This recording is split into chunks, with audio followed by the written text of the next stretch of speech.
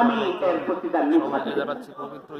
এভাবে হতে পারে, এই হাদিসের অর্থ এভাবে হতে পারে।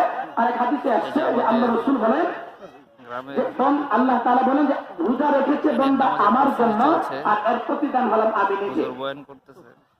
কারণ বান্দা যখন জান্নাতে চলে যাবে, জান্নাতের সমস্ত নাজুক নিয়ামত ভোগ করবে, এরপরে বান্দার কি যেন একটা কমতি থেকে যাবে, তার মনের মধ্যে একটা আর আরেকটা ইচ্ছা থেকে যাবে। আল্লাহ রাব্বুল আলামিন জান্নাতীদেরকে ডেকে বলবেন, জান্নাতীরা তোমাদেরকে সমস্ত নিয়ামত দিলাম, আজকে পরে তোমাদের মনটা খারাপ কেন? আমি আল্লাহ কি পূরণ করতে পারি নাই? জান্নাতীদের এই কথা বলার পর জান্নাতীরা তো উত্তর দিবে না, কারণ জান্নাতীদের কথা হলো আল্লাহ কষ্ট করে 3 মাস রোজা রেখেছি, শীতকালে ঠান্ডা পানি দিয়ে উঁচু করে নামাজ আদায় করেছি একমাত্র তোমাকে পাওয়ার জন্য। আব্দুল কাদের কিয়া করো আর जो है मौतू जो बता करो।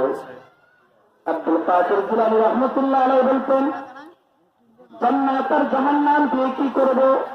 মাওলা আমি তোমার জন্য রোজা রেখেছি, তোমার জন্য ইবাদত করেছি, তোমাকে যদি না পাই তাহলে ওই জান্নাতটা আমার কাছে জাহান্নাম হয়ে যাবে।